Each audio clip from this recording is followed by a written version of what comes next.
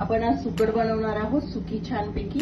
यासाठी मी कांदा घेतलाय, कोथिंबीर, टोमॅटो आणि आपसूल आपण 4 पाणी घालून ठेवलंय।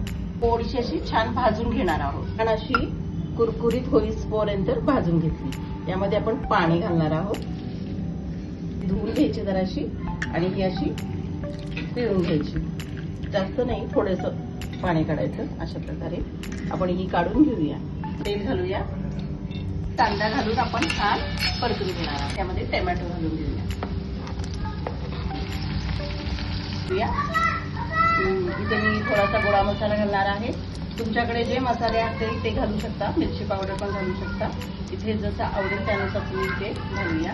तर परतून घेऊया, सुकट घालूया, हे मस्त हलवून घेऊया।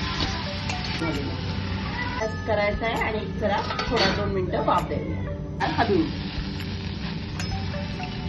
घेऊया आणि छान परतायचं। आपली सुकट तयार झाली आहे।